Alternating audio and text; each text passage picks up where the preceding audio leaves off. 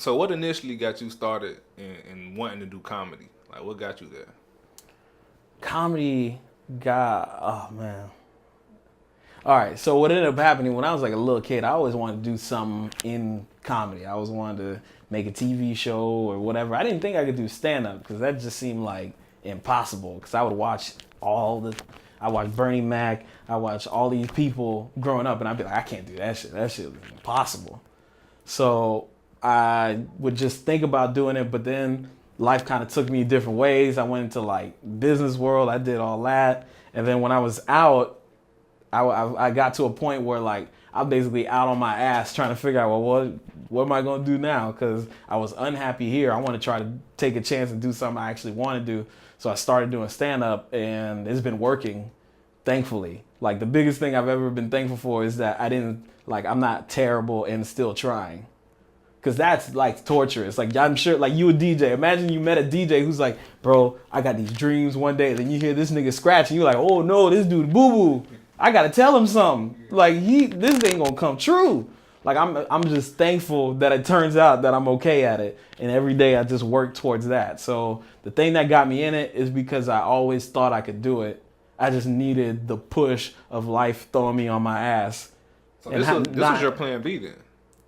This wasn't my plan B. It was that it was never my plan. Like it was my idea. Like I always wanted to do it, and I always thought I would do it. But you know, you never. It's like when you 10 years old and you be like, when I'm 50, I'm gonna be a millionaire, and people go, "How you gonna do it?" I don't know. I'm gonna be a millionaire though. I was still on that shit where I didn't have no idea how I was gonna get into comedy. But then life worked in that I ended up having the opportunity to get in because there was nothing else going on. So at what point did it like actually click for you? Where it just hit you that, okay, this is what I'm going to be doing? I think when everything else didn't matter no more.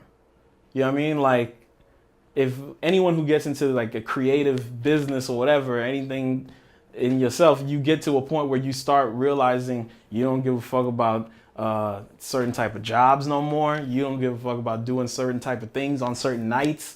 Like somebody's like, yo, it's Thursday night or Friday night or Saturday night. Let's just chill. And you like, I kind of want to go scratch. Like I want to go play somewhere. I'd rather go do that than just chill and vibe out at some lounge that I'm not going to be able to spin at. Exactly. So that's the same thing for comedy. It's like I stopped caring about going to the movies or hanging out or chilling with chicks or anything like that. I rather wanted to do stand up more. And that's when it switched over and I was like, this is what I want to do.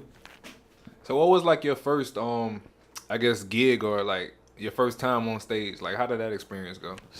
My first time was at this little kava bar where they like, it's people who may not know, kava is this root from a plant and they sell it. It's a way to like just give people heroin without it being illegal.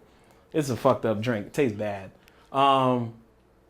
So I just did stand up there. I decided one day, like, I'm going to do stand up in 2 weeks or 3 weeks or something like that. I got ready and then I just found a place on a website. I just went on Google and I started Google open mics.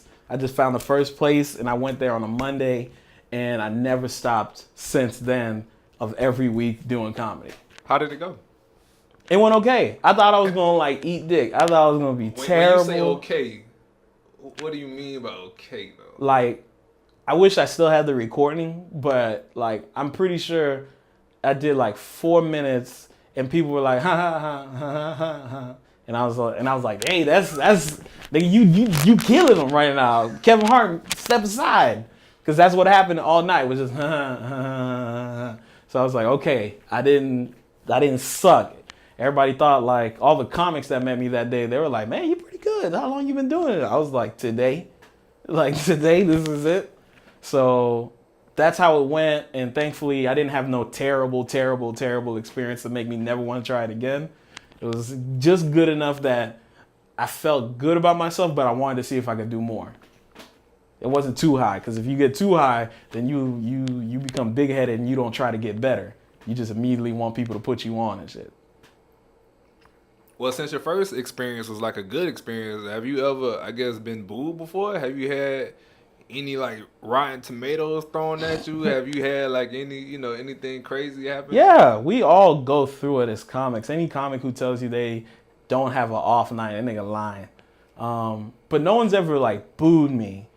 I've had what feels to me would be worse than boos is just people, crickets staring, or all you hear is clink, clink, clink, clink, clink, niggas eating, and they not even paying attention, or they just talking to each other while you doing your stuff, and you just on stage like, I'm here. Can y'all please just say something to me? Acknowledge that I am here. So I've had a couple of those, but thankfully they're not as many as the good nights.